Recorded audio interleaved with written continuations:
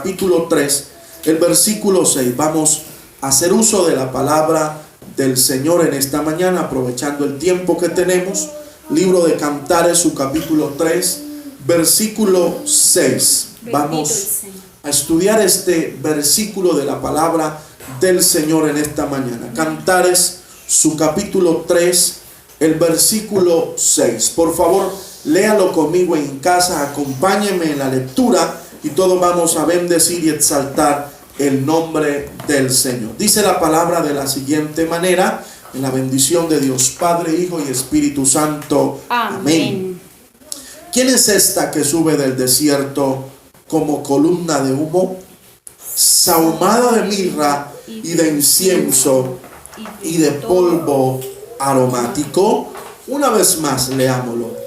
¿Quién es esta que sube del desierto como columna de humo, sahumada de mirra y de incienso y de todo polvo aromático? Amén. Vamos a estudiar la palabra del Señor en esta mañana bajo el tema ¿con qué subiremos? Padre, yo te bendigo en esta hermosa hora. Te doy toda la gloria, toda la honra y toda la alabanza. Estamos aquí en tu casa para adorarte, para alabarte y para bendecirte.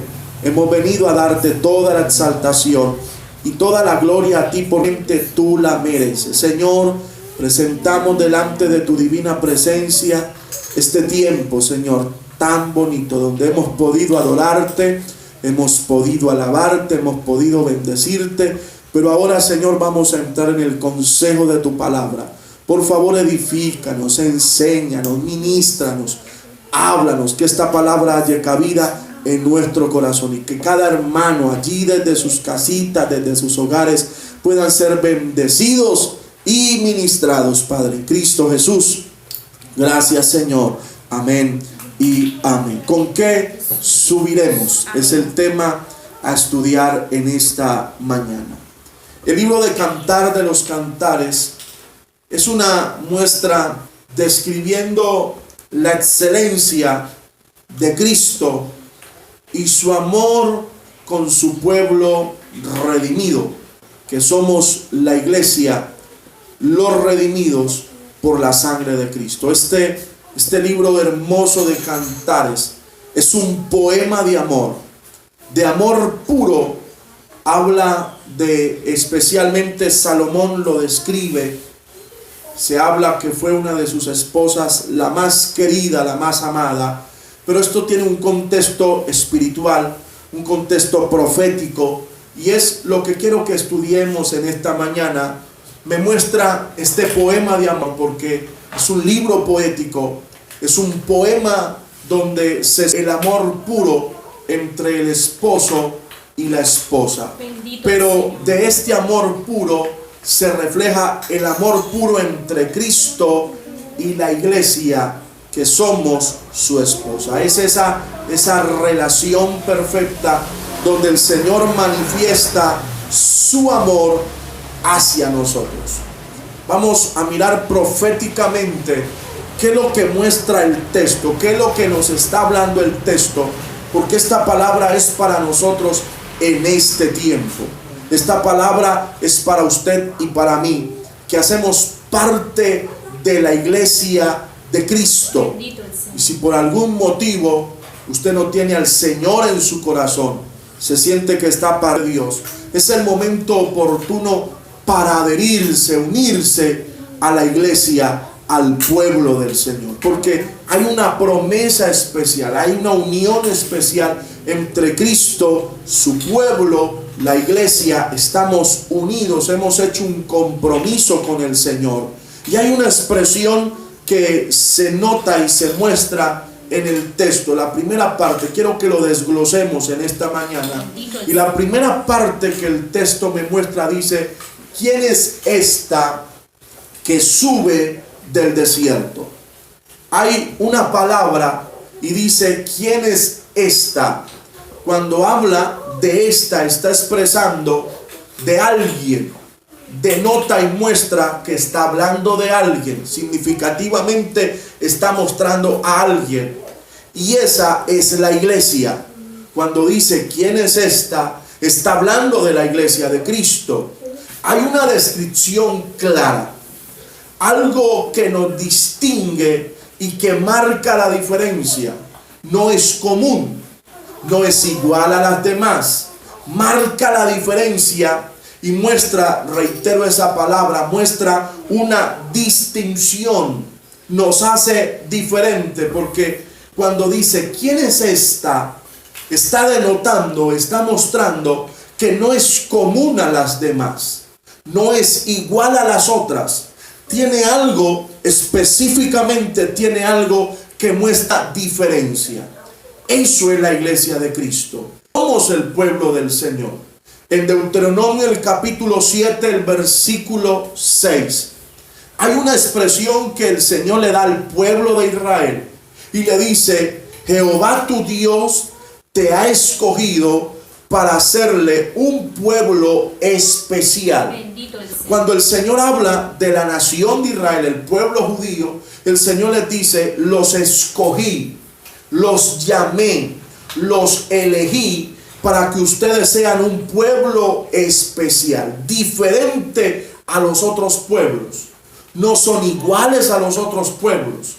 No tienen las mismas costumbres, no van a adorar a los dioses que los otros pueblos adoran. Tener mi palabra, van a tener mi doctrina, van a tener las conductas que yo les voy a enseñar, las enseñanzas que ustedes van a recibir son valores y principios únicos que ustedes van a tener que transmitirlos a los demás, a su familia, a sus hijos, y va a ser una enseñanza. Y es tanto el efecto espiritual que ha tenido la nación de Israel de ser un pueblo especial, porque Israel como nación es un pueblo especial, Bendito, diferente a todos los otros pueblos. En geografía, geográficamente es un pueblo pequeño, su extensión geográfica no es tan amplia. Algunos llegan a apuntar que más o menos de la Antioquia, haciendo como una idea más o menos geográficamente, es un país pequeño, no es tan grande, pero Dios lo ha bendecido. Es una potencia. Israel es una potencia en el mundo, tanto del que en esta situación que está viviendo el mundo entero del COVID-19, va adelantado en vacunas, va adelantado en medicamentos, en anticuerpos.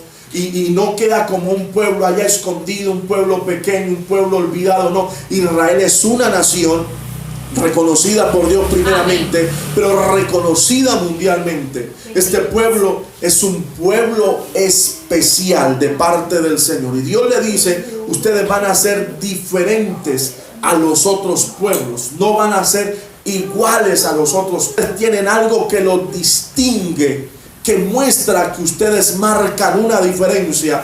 Pero ahora en la primera epístola del apóstol Pedro, el capítulo 2, el versículo 9, la palabra de Dios ahora le dirige esta promesa a la iglesia, al pueblo de Dios, a los redimidos de Dios. Ya le hablé de Israel como una nación especial que marca la diferencia, pero ahora primera de Pedro, el capítulo 2, el verso 9, me habla ahora una palabra directamente para nosotros como pueblo de Dios, como hijos de Dios, gentiles, porque no somos israelitas, venimos de otro linaje, de otra descendencia, de otra familia, pero por gracia, por misericordia, Dios nos recibió como sus hijos. Ahora, y primera de Pedro, el capítulo 2, el versículo 9, quiero resaltar la primera parte, dice: mas vosotros sois linaje escogido. El texto sigue diciendo: nación santa, pueblo adquirido por Dios, real sacerdocio, para que anunciéis las virtudes de aquel que os llamó de las tinieblas a su luz admirable. Pero el texto me dice, empezando, dice: mas vosotros, está hablando a la iglesia, usted y yo que somos hijos de Dios, dice: sois linaje escogido. Venimos de una familia, de un linaje especial. ¿Sabe? Venimos por el linaje de nuestro Señor y Salvador Jesucristo. Somos descendiente de Él por gracia, como entonábamos en el himno hace un momento, por el sacrificio de Cristo del Calvario, nos ha dado de su sangre, y ahora con su sangre somos hechos hijos de Dios. Nos ha dado de su sangre para limpiarnos, para perdonarnos, y eso nos ha hecho partícipes de ser el pueblo del Señor, de ser de su linaje, un linaje de bendición. Dice, sois linaje escogido, o sea, somos algo especial. Amén. ¿Por qué toco estos versículos, hermano? Porque la iglesia no es cualquier cosa en la tierra. Ayer recalcaba las palabras o me gozaba en la expresión de las palabras que decía el pastor evangelista en horas de la mañana, cuando él nos hablaba de cómo la iglesia la tienen rezagada. Creo que hace unos días atrás, el miércoles, si no estoy mal, hablaba también sobre eso, de cómo el mundo y el gobierno está dejando a la iglesia a un lado. Usted nota cómo están habilitando muchas cosas, empresas, fábricas, entidades deportivas, organizaciones, muchos estamentos, muchas, ¿cómo pudiéramos decir? Organizaciones o grupos selectos de la economía y de muchas áreas en el mundo entero se le está dando apertura. Después de este confinamiento, un poco más de 2 meses, donde todo ha estado paralizado, donde todo ha estado cerrado. Pero note cómo a la iglesia la están dejando en un último lugar. Yo leí esta semana y me daba mucha tristeza que según los pronósticos de los protocolos que el gobierno ha organizado, no solamente en Colombia, en el mundo entero, de los protocolos que han organizado de las aperturas o reaperturas que van a hacer a muchos sectores de la sociedad, entre esos últimos sectores está la iglesia, casi que es el último. Lo dejan por allá unido a los cines y a los bares, porque dicen que no se puede tener una vida social. La vida social en este momento no se puede tener. Hermanos, si los presidentes y los gobernantes de turno entendieran que lo que nosotros hacemos en los templos no es algo social, no es algo lúdico, no es simplemente un saludo, no es simplemente reunirnos para pasar un tiempo diferente o agradable. Nosotros vamos a los templos a orar, amén, a clamar, a implorar misericordia. No estamos pidiendo que nos dejen porque somos conscientes y tenemos claro de que la situación no es igual a la de antes, pero que estamos viviendo un momento donde no podemos reunirnos masivamente como lo hacíamos antes, pero con ciertos protocolos de cuidado, de bioseguridad, como ellos lo han llamado, nos dieran la oportunidad de reunirnos en los templos, porque nosotros vamos a orar, nosotros vamos a implorar misericordia. Hermano, esta batalla no se gana simplemente allá en un quirófano, no se gana en una UCI, no se gana con un respirador mecánico o electrónico, no se gana con una vacuna, no se gana con un medicamento. Simplemente esta batalla la iglesia está peleando de rodillas, clamando al Señor. Hace mucho, apenas empezó esta situación, yo les decía a la iglesia, nosotros de medicamentos, nosotros de medicina quizás no tenemos conocimiento, es muy poco lo que sabemos, pero hay algo que la iglesia sí sabe hacer, es orar. Hay algo que la iglesia sí sabe utilizar, es la oración, es la búsqueda al Señor. La iglesia sabemos orar, sabemos interceder, sabemos buscar el nombre de nuestro Dios, sabemos ir de rodilla, implorar misericordia, implorar el favor del Señor, que Dios les guíe, que Dios les dirija, que Dios les dé el entendimiento, que Dios les dé la cordura, que Dios les dé la sabiduría. La iglesia no es una organización ahí, otra organización más del mundo. Somos un organismo vivo, llenos de la presencia de nuestro Dios, llenos del poder de Dios, y que podemos librar esta batalla, podemos librar esta guerra de rodillas, pidiéndole al Señor que Dios se glorifique. Por eso la iglesia no es cualquier cosa. La iglesia somos un pueblo especial. Por eso usted nota la expresión que dice, ¿quién es esta? O sea, es diferente. Por eso en nuestra mente, en nuestro pensamiento no cabe, no aceptamos la idea que nos hagan comparativos iguales, igualitarios, que somos iguales al mundo, que el mundo se tiene que parecer a nosotros para ganar muchas almas, para traer adeptos al evangelio. No, la iglesia tiene que marcar una diferencia en la sociedad. Usted joven, usted mujer, dama, caballero, niño, adolescente, anciano, todos debemos marcar una diferencia frente a la sociedad, porque somos algo distinto en medio de esta tierra. ¿Por qué? Porque tenemos a Dios en nuestro corazón. Y eso ha producido unos cambios especiales en nosotros y lo manifestamos marcando una diferencia en medio de un pueblo, de un país, en medio de un mundo que está lleno de pecado.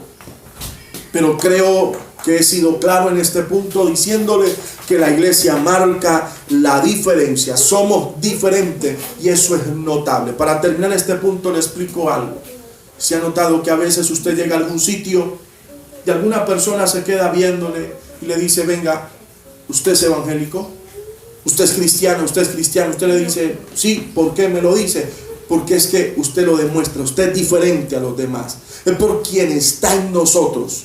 Por eso, cuando el texto lo muestra y lo explica, dice: ¿quién es esta? Marca la diferencia. Es una descripción clara que es una persona con algo muy especial, una gracia especial. Pero luego dice: ¿quién es esta que sube? Que sube. Quiero mostrarlo de dos formas. Lo primero es que estamos esperando un acontecimiento profético. Cristo viene por la iglesia. Amén. Amén. Cristo viene por la iglesia. Y cuando la Biblia me muestra que Cristo viene por la iglesia, ya vamos a mirar en unos versos más adelante, nos muestra que nuestro lugar no es acá. Nuestro lugar es el reino de los cielos. Y vamos a hacer levantar. Ese acontecimiento profético no lo podemos evadir. Tenemos que hablar. Y más en estos tiempos donde la gente se está dando cuenta que el cumplimiento profético, que la palabra se está cumpliendo a cabalidad. Y que esto nos muestra que muy pronto sonará la trompeta y que Cristo vendrá por la iglesia. Escúcheme esto. Hay como que el gobierno, los países mundiales, las organizaciones mundiales se están preparando porque ellos conocen la palabra y el enemigo conoce la palabra. Y el enemigo está preparando el mundo porque no quiere un caos. El enemigo está parando el mundo para cuando la iglesia sea levantada. Y las potencias del mundo, los gobiernos del mundo están hablando que un gran grupo de personas en la tierra van a desaparecer. Es la expresión que ellos dicen. Pero ya están preparando la mentalidad de las personas. Que cuando esa gran multitud de personas desaparezca, van a atribuirle el hecho a los ovnis, a los extraterrestres. Entonces van a decir, no, es que los extraterrestres vinieron, una nave espacial vino y se llevó una cantidad de personas en la tierra. Por eso desaparecieron tantas personas. Por eso tantas personas no están. Porque vino los ovnis, vino una nave espacial y se llevó millones de personas. Y quieren preparar a las personas para que cuando esto acontezca, que Cristo venga por la iglesia, pues Cristo va a venir por la iglesia. No van a ser extraterrestres, no van a ser naves espaciales. Va a ser que Cristo viene a levantar a su pueblo para estar en las bodas del Cordero. Por eso la palabra del Señor es clara. Para muchos esto será mentira, para muchos esto será un cuento de ficción, para muchos será algo irreal, pero yo le estoy diciendo, esto es una realidad. La palabra del Señor se cumple y dice: ¿quién es esta que sube? Que sube. Pero hay otra manera como quiero interpretarlo en esta mañana. Cuando está hablando, ya le dije que esta es la iglesia. Y también habla que sube. Está hablando que la iglesia somos un pueblo de avance. Somos un pueblo de crecimiento, no de menguarnos. Amén. La iglesia no vamos hacia abajo, la iglesia vamos hacia arriba. Hay una expresión en el libro de Éxodo, cuando los egipcios multiplicaron las tareas y atacaron fuertemente al pueblo israelita cuando lo tomaron cautivo estando allí en Egipto. Estaba multiplicando y lo vieron como una amenaza. Dice la palabra del Señor que allí el faraón dijo: voy a multiplicarle las tareas y vamos a menguarle el alimento para que se mueran, para que se acaben, para que este pueblo termine, deje de existir. Pero dice la palabra del Señor que un testimonio claro dice, tanto más los oían, tanto más se multiplicaban. Porque es que el pueblo de Dios no vamos en descenso, nosotros vamos en ascenso. ¿Sabe qué dice Proverbios capítulo 4, el versículo 18? Proverbios capítulo 4, el versículo 18 dice, mas la senda de los justos es como la luz de la aurora, que va en aumento hasta que el día es perfecto. Eso somos la iglesia de Cristo.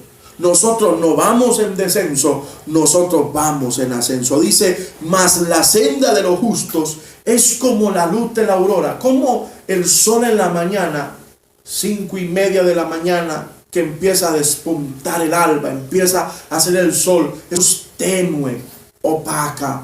Pero a medida que el día va andando, a medida que el día va transcurriendo, el sol va tomando su lugar, va llegando a su posición perfecta al mediodía, hasta que su luz, hasta que emana una luz clara y perfecta. La iglesia del Señor, vamos en aumento. Yo no sé si usted puede decir amén a esa palabra. Vamos en aumento. Vamos en bendición. La palabra dice que vamos de gloria en gloria y de victoria en victoria. Oh, gloria al Señor. Eso somos el pueblo de Dios. Mire, en medio de esta situación que estamos viviendo, en medio del confinamiento, en medio de todas las malas noticias que constantemente están lanzando por los medios de comunicación, en medio de todos los pronósticos, en medio de todas las expresiones, en medio de todas las estadísticas que los gobiernos, las grandes potencias están lanzando, que las grandes personas estadísticas que están sacando últimamente pronostican quiebra, pronostican derrota, pronostican fracaso, pronostican muerte. Pero el pueblo de Dios somos un pueblo en victoria y en bendición, porque el Señor está con nosotros. Bendito el Señor. ¿Quién es esta que sube? Pero luego el texto dice que sube del desierto. Bendito el Señor. Aquí no vamos a permanecer todo el tiempo. Amén. Nuestra estadía aquí y lo que aquí se vive es temporal. Por eso yo le explicaba hace un momento, la iglesia no somos de aquí. La iglesia tenemos un lugar especial, es el reino de los cielos. Vamos a subir, vamos a salir de este lugar. Dice, ¿quién es esta que sube del desierto? Primera de Pedro capítulo 2, por favor, acompáñenme allí. Primera de Pedro, el capítulo 2, versículo 11. Mire lo que reza la palabra del Señor. Primera de Pedro, capítulo 2, el verso 11. Dice, amados, yo os ruego como extranjeros y peregrinos que os abstengáis de los deseos carnales que batallan contra el alma. ¿Qué está diciendo el texto? Amados, yo os ruego como extranjeros y peregrinos. ¿Qué es lo que está diciendo? ¿Qué es lo que el texto me está mostrando? No se nos puede olvidar que somos extranjeros y peregrinos aquí en la tierra. O sea, lo que está diciendo, amado, recuérdelo, téngalo claro. Nosotros no somos de acá, nosotros somos de arriba. Nuestra ciudadanía físicamente está aquí en la tierra, en un país. Somos de una nacionalidad terrenalmente acá, pero nuestra nacionalidad espiritual está arriba en los cielos. Esto físico se queda, esto físico acá muere y se queda en la tierra, no hay problema, pero nuestra ciudadanía espiritual, somos de arriba del reino de los cielos. Por eso este desierto, esta circunstancia que estamos viviendo va a pasar. El Señor nos va a levantar, el Señor nos va a llevar. Esto va a pasar, llegará el momento que esto terminará. No todo será desierto, hay una tierra prometida. Usted ve que el pueblo de Israel caminó 40 años, pero ese tiempo tuvo un comienzo y tuvo un final. Termina, ese desierto terminó y llegó el momento que el Señor los introdujo en la tierra prometida. David huyó al desierto porque vino una persecución. El rey David, usted ve que es ungido. Rápidamente le muestro la historia, es ungido, llega al palacio allí del rey Saúl. Dios le da una victoria tremenda, no solamente en la parte espiritual, porque siempre que tocaba el arpa, Saúl era libre de un demonio que le atormentaba. Y luego dice el texto que va a una batalla que Saúl no pudo ganar y Dios le da la victoria a través de David. Un muchacho sencillo. Saúl se llena de envidia, de enojo, intenta matarlo y David tiene que huir al desierto. David huye al desierto porque pensaba el rey en su momento matarlo, destruirlo, pero llegó el momento en que ese desierto terminó. Llegó el momento que dejó de huir, dejó de estar corriendo por allá en el desierto y Dios lo llevó al trono. O sea, el desierto termina. El desierto son momentos, estados temporales que vamos a pasar por ahí. Vamos a pasar por ese desierto, pero ese desierto termina y vamos a llegar al lugar que Dios ha preparado para usted y para mí, que es lo que el Señor ha prometido, la Canaán celestial. Pero aquí en la tierra vivimos desiertos, pasamos desiertos, pero el Señor promete bendecirnos, el Señor promete respondernos, el Señor promete darnos la victoria. ¿Cuánto glorificamos esto? ¿Quién es esta que sube del desierto? Hay algo que muestra, por eso el tema, ¿con qué subiremos? ¿Qué vamos a llevar? O sea, ¿qué nos va a quedar a nosotros? Ya hemos hablado que muchas cosas aquí se quedan. Eso termina, aquí dejamos, pero ¿qué nos va a acompañar a nosotros? La Biblia dice que los justos, los hijos de Dios, después de la muerte, sus obras le siguen. Cuando seamos levantados, vamos a tener marcas, vamos a tener, el texto me muestra que van a ver algo que muestra lo que nosotros somos. ¿Por qué llegamos allá? ¿Con qué subiremos? ¿Por qué subimos? O sea, ¿qué nos llevamos en medio de este peregrinaje en la tierra que nos hizo ganar esta batalla, que nos ayudó a lleno de los cielos? Porque muestra quién es esta que sube del desierto, pero hay algo que lleva. Hay algo que muestra. Lleva algo que le da una identidad de lo que ella es. Hay algo que la iglesia tenemos que nos identifica y que vamos a ser levantados y nos va a dar una identidad como el pueblo del Señor. Porque esta batalla hay que pelearla.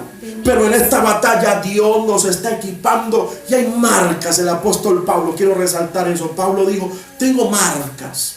He caminado en este andar en mi vida con Dios y hay marcas que las he conseguido en el trajinar, en el andar de esta vida, en cada batalla, y llegaremos al cielo y allí vamos a ser recompensados por lo que vivimos, por lo que sufrimos y padecimos por amor al Señor. Bendito el Señor. Dice, ¿quién es esta que sube del desierto? Pero tiene algo que ella lleva. Primero, dice la palabra del Señor, como columna de humo. A ver, no quiero dejar pasar eso por alto. No somos pocos, somos muchos. Los redimidos somos millones. Apocalipsis capítulo 19 me habla y dice, como el estruendo de muchas aguas. Se escuchó la alabanza en el cielo como el estruendo de muchas aguas. Y como el sonido de relámpagos se escuchó. Mire, allí la voz de la iglesia se va a unir a la voz angelical, hermano, y vamos a adorar al Señor. Y se va a escuchar como el estruendo de muchas aguas. Eso va a retumbar. Será un coro de adoración y dice, aleluya y salvación, porque nuestro Dios, nuestro Rey todopoderoso reina. ¿Quiénes pueden expresar la palabra salvación? Solamente los redimidos, solamente los que hemos experimentado la gracia y el perdón del Señor. Por eso allí la iglesia en el cielo, que seremos muchos, piensan que somos 3 o 4. Hermanos, somos muchos, somos millones de millones los que hoy estamos vivos. Pero los que han muerto en Cristo son billones. Yo pudiera decir que somos billones de trillones, yo no sé. La cifra no la tengo clara. Allá en el cielo vamos a mirar cuántos millones de millones seremos. Pero somos muchos, no somos 3, no somos 4. Santo es el Señor. Como la gente quiere pensar. Dice, ¿quién es esta que sube del desierto? Como columna de humo.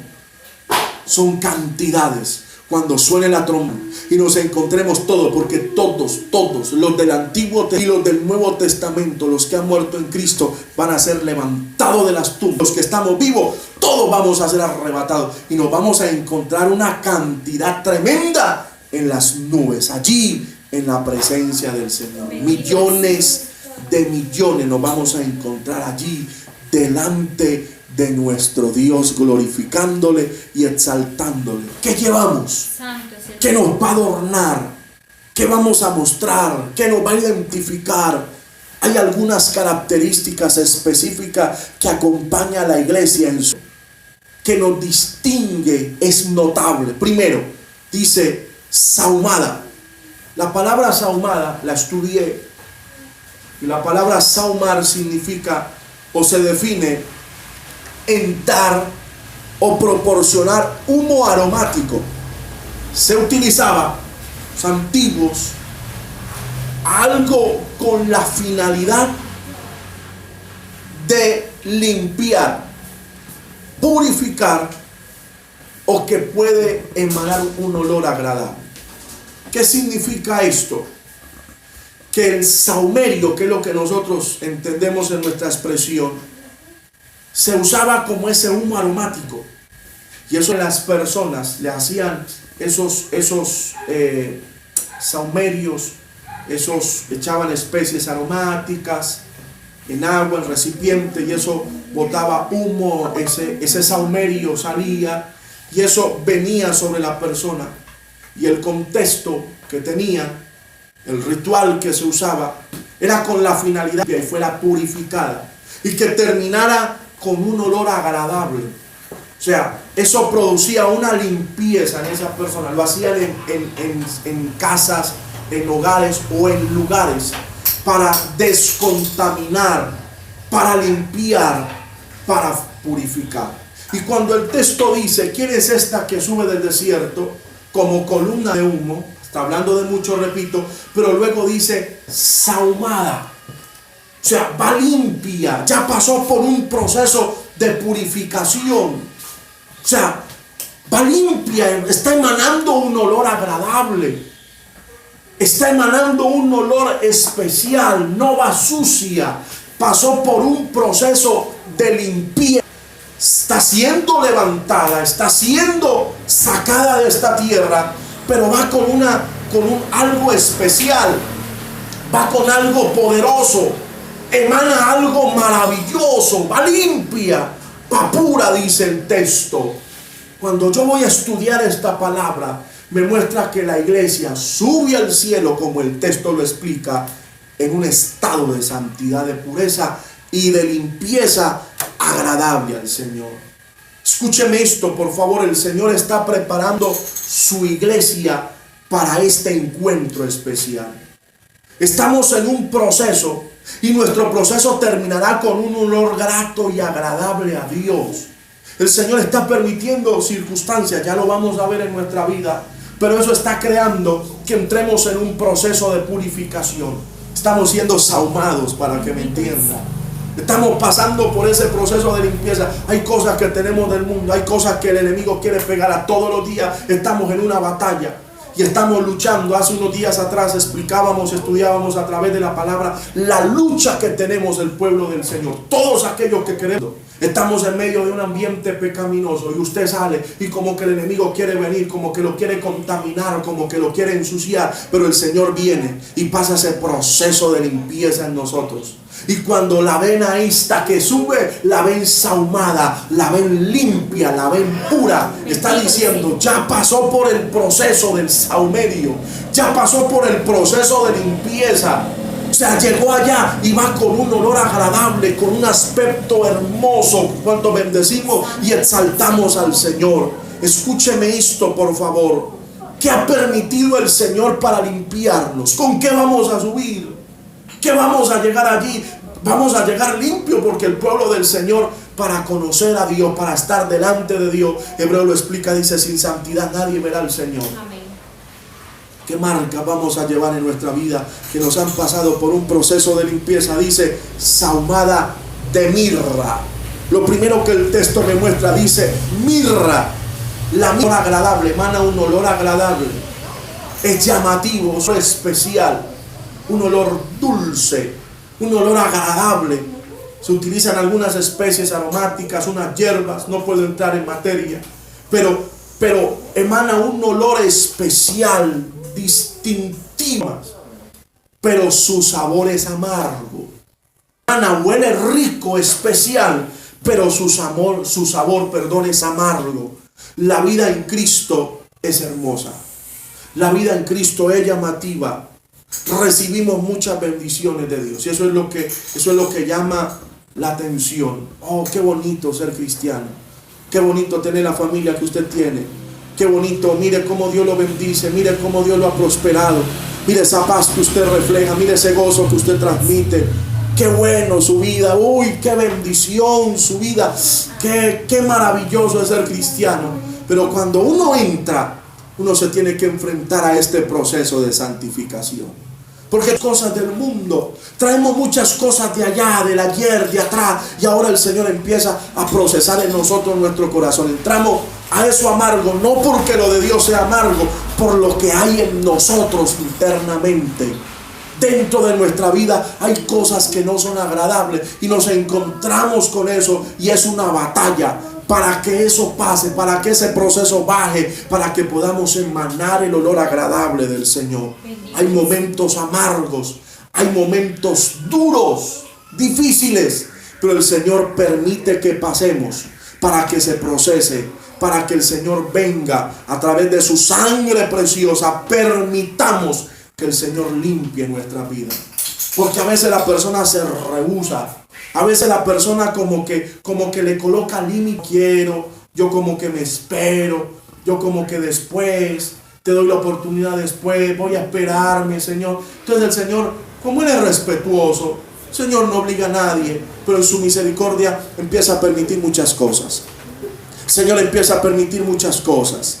Entonces empiezas a entender, empiezas a llegar a tu propia conclusión y decir, mira, lo de Dios es agradable, lo de Dios es bonito, lo de Dios es especial, ser hijo de Dios es maravilloso. Estoy enfrentando luchas, tengo que cogerme de la mano del Señor. Primera de Pedro capítulo 1, el versículo 6 dice, en lo cual vosotros os alegráis, aunque ahora por un poco de tiempo, si es necesario, escuche esa expresión, tengáis que ser afligidos en diversas pruebas.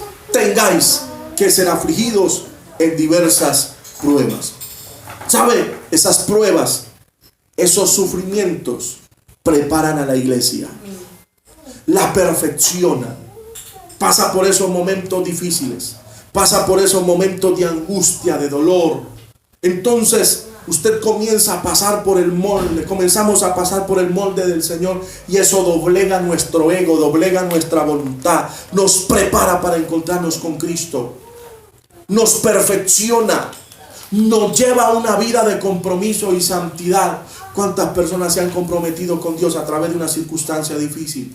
Cuando se han encontrado en momentos adversos, difíciles, han dicho, no, aquí no me queda nada, permitió un proceso.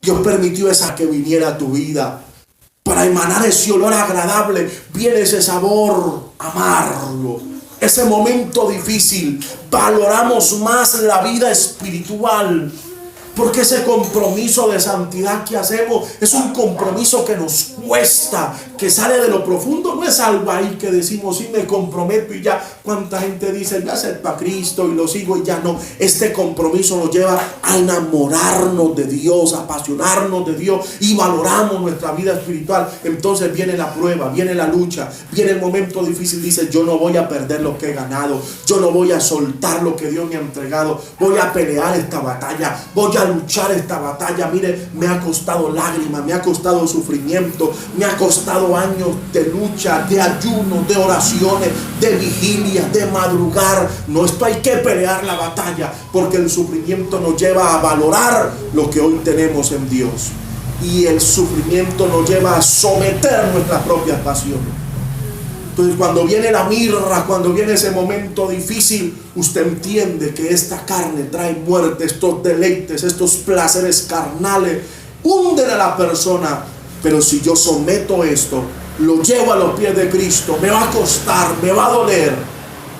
Quizás usted tenía el hábito de ser un fumador, de ser un vicioso, el hábito de ser un borracho en la cantina, el hábito de ser infiel a su pareja, pero ahora usted entiende a través de esos procesos duros por donde el Señor le pasa. Usted entiende y dice, yo del Señor y tengo que buscar de Dios, porque esto no trae vida. El Señor permite procesos en la vida para procesar y santificar nuestros corazones. Viene esa mirra, eso difícil, pero a la postre pasamos con un aroma agradable de bendición. Pero luego dice, ¿quién es esta que sube del desierto sahumada de mirra? Va envuelta de mirra, pero luego dice, y de incienso. ¿Sabe?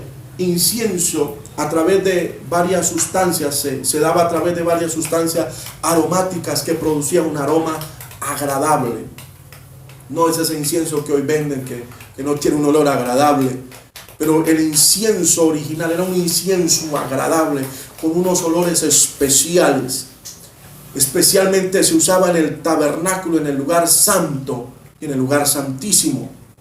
Traía un aroma agradable, sacrificio, pero también en el altar de bronce y allí en el altar donde se ofrecía el sacrificio, se prendía para quemar el holocausto en sacrificio por la culpa de alguien. Entonces el sacerdote iba, sacrificaba el animal, lo que traían como ofrenda por el pecado de alguien, y luego lo pasaban a la parte donde se tenía que quemar el sacrificio. Se tenía que quemar el sacrificio. Entonces no era uno, eran muchísimos.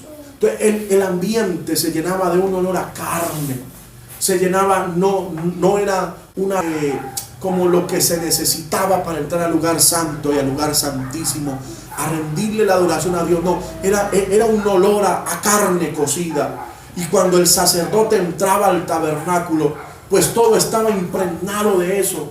Ahora, ¿qué tenía que hacer? Encender el altar del incienso que estaba aquí en el lugar santo. Y eso comenzaba a cambiar el aroma de ese lugar especial. Se iba ese olor a carne cocida. Se iba ese olor a sacrificio, y allí ese lugar se llenaba de un aroma especial, de un aroma agradable. Él no podía ir a presentar la oración del pueblo, no podía ir a llevar la oración del pueblo a Dios, no podía ir cocida, no. Él debía preparar el ambiente a través del incienso, prendía el altar del incienso y eso cambiaba la atmósfera. De hecho, debía permanecer encendido para que el lugar santo y especialmente el lugar santísimo transmitiera ese aroma de bendición. También se habla del incienso como algo que añadían a las ofrendas, pero también el incienso se ofrecía a reyes o personas eminentes. ¿Qué me muestra esto, hermano? La Biblia hace una unión entre el incienso. El contexto me habla que el incienso me mueve Dios a Dios, como eso agradable. En medio de un ambiente de pecado, la iglesia adora y eso llega como un olor grato delante de Dios. De la tierra emana un olor putrefacto de pecado. La tierra emana un olor a carne, pasiones, deseos. Pero cuando la iglesia adora, cambia el aroma que sale de la tierra y llega a esa adoración ante Dios. Pero también eso que ofrecemos, esa oración que traemos a Dios. Yo resumo esto en una palabra. Cuando uno la adoración y cuando uno la oración me habla de una intimidad estrecha de la iglesia con su Salvador. Le resumo esto. Cuando están mirando la escena, ¿quién es esta que sube del desierto? Dice, como humo, dice, como columna de humo, dice, pero además dice, sahumada de incienso. Está hablando de una intimidad, de una cercanía de la iglesia con Cristo. No somos desconocidos en el cielo. En el cielo nos conocen a usted y a mí. En el cielo saben que usted y yo existimos porque hay una cercanía entre nosotros y el pueblo del Señor. ¿Qué me ayudará a subir? ¿Qué me ayudará a estar con mi Dios? Esa búsqueda a Dios, esa intimidad, esa cercanía con mi Salvador. Ese incienso me está hablando de esa cercanía con el Señor. En ese proceso, mire, cuando yo entro en esa intimidad con Dios, Dios empieza a mostrarme qué hay en mi vida, hermano. Escúcheme esto, Dios empieza a mostrarme qué hay en mi corazón. Comienza a mostrarme mis propios errores, mis propios defectos. Y voy a entender muchas cosas que yo antes no las entendía. Sabré qué es el pecado. Sabré qué no agrada al Señor. Sabré que no es digno delante de Él. Y eso va a envolver mi vida en ese proceso de santificación, de pureza, en esa intimidad con Dios. Voy a entender y reconocer mis propias faltas, mis propias fallas. Y entenderé que necesito de la misericordia del Señor. Pero termino con esto. Dice la palabra: ¿quién es esta ahumada de mirra y de incienso? Mire, el polvo de perfumes en los utensilios que estaban en el tabernáculo. Como el texto lo explica, polvo aromático era perfume en polvo. Se sacaba de unas especies y de un proceso especial. Y esto lo emanaban, lo soltaban encima de los utensilios del tabernáculo. Y cuando el sacerdote o el sumo sacerdote entraba a ministrar, era impregnado de estas aromas que allí emanaban. Tenía sus vestidos, tenía sus ropas sacerdotales, y al pasar, porque no podía estar quieto el sacerdote o el sumo entrar y quedarse estático allí, quieto, me quedé quieto. No, él tenía que ir al altar del incienso, tenía que ir a la mesa de los panes, tenía que ir al candelero que estuviera encendido, y estaba caminando y estaba presentando la oración del pueblo, estaba invocando el nombre del Señor, estaba adorando a Dios, y él pasaba. Y entonces iba rozando, iba tocando con sus vestidos, iba tocando los utensilios que habían allí en el lugar santo, en el lugar santísimo. Hay una explicación que dice que entre más el sumo sacerdote o el sacerdote permanecía en el tabernáculo, más se impregnaba de ese polvo aromático. Era un aroma agradable. Y cuando ¿sabe de qué me habla ese polvo aromático? De la presencia de Dios, de la unción de Dios en mi vida, que se impregna. Hermano, en este mundo de pecado, ya como lo hemos visto, necesitamos llenarnos de la presencia de Dios. Necesitamos llenarnos de la gloria de Dios. Hermano, entre más oremos, entre más busquemos al Señor, más nos vamos a llenar de su gloria y más vamos a emanar la gloria del Señor. Y entonces la gente va a decir lo que le dije hace un momento: ¿qué tiene esa persona? ¿Qué tiene ese cristiano? ¿Qué tiene esa mujer? ¿Qué tiene ese varón? O emana algo especial en la presencia de Dios. ¿Cómo podemos sobresaltar y sobrepasar este tiempo tan difícil lleno de la presencia de Dios, lleno de la gloria de Dios? Pastor, ¿cómo puedo enfrentar la prueba que estoy viviendo? Pastor, ¿cómo puedo enfrentar la tentación que estoy viviendo? Llénate de la presencia de Dios. Vamos, llénate de la gloria de Dios. Y cuando vean que la iglesia sea levantada, para decir: lleva mirra, lleva sufrimientos, pasa ahumada de mirra, de dolor, pasó por procesos difíciles, pasó por procesos angustiosos, la iglesia pasó por momentos difíciles. Eso la distingue porque la atacaron, la persiguieron, pero allá vas ahumada de mirra. Pasó por momentos difíciles, pero también lleva incienso, vas ahumada de incienso. Esa iglesia va adorando al Señor, adoró a Dios en la tierra, adoró a Dios aquí en la tierra. Los escuchábamos adorar a Dios, los escuchábamos alabar a Dios en la prueba, en la angustia, alababan al Señor, glorificaban a Dios. Mira, siembra de alabanza en sus labios. Esa fue la iglesia, ese fue ese hombre, esa mujer de Dios. Siempre emanó una palabra de adoración porque tuvo una cercanía, una intimidad con Dios. Pero lleva algo más, va envuelta de un polvo aromático, va envuelta de la gloria de Dios, de la presencia de Dios. ¿Con qué subiremos? ¿Con qué llegaremos a la presencia de Dios? Vamos a llevar las marcas, el proceso que hemos pasado de lucha, de dificultades, pero llegaremos al cielo. ¿Con qué subiremos? Con esa intimidad, esa cercanía que tenemos con Dios. ¿Y con qué subiremos? Con la presencia de Dios en nuestra vida. No nos vamos a quedar aquí en la tierra, vamos a subir. Dios te va a bendecir, Dios nos va a ayudar. Partémonos del todo lo que quiera menguarnos y llenémonos de la gloria de Dios. Llenémonos de la presencia. Está dispuesto a ayudarnos. Esa es la iglesia, ese es el pueblo del Señor. Vamos, levanta tus manos en casa, ponte en pie, levanta tus manos y dile: Señor, yo voy a seguir batallando. No lo había entendido así, no lo había visto así, pero yo voy a seguir batallando. Oh, aleluya. Yo voy a seguir librando esta batalla, Señor. Estoy pasando por el proceso de la mirra. Estoy pasando por esos momentos amargos en mi vida. Pero Señor, voy a seguir batallando. Es el proceso que tú estás usando en mi vida para sacar tantas cosas que en mi corazón no sirve.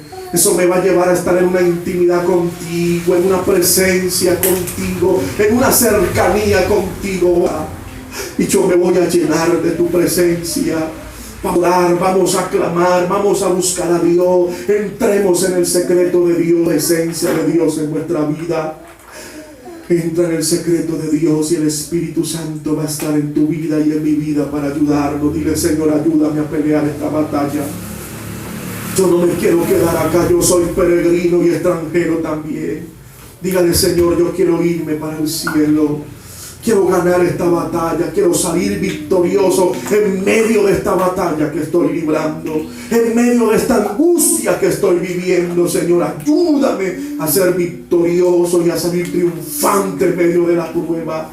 No me voy a doblegar, no me voy a menguar ante el problema, ante la angustia. Voy a correr a tus pies a implorar misericordia. Y sé que el Espíritu Santo me va a ayudar. Habla con Dios. Allí está el Señor en tu vida, en tu casa. Adórale, dile: Señor, gracias. Gracias, gracias, Señor, porque tú me vas a ayudar. Tú me estás dando fuerzas en esta mañana. Tú me estás dando vigor en esta mañana. Tú me estás ayudando en esta mañana a librar esta batalla. Gracias, Espíritu Santo, por dejarme sentir tu presencia y saber que me estás ayudando en esta lucha. Gracias, oh aleluya. Te adoramos y te bendecimos, Señor. Adora al Señor, hermano. Sigue adorando al Señor allí en tu casa. Sigue glorificando. Quiero hacer una oración especial por todos aquellos que quieren entregarle su corazón al Señor. Todos aquellos que quieren entregarle su vida al Señor.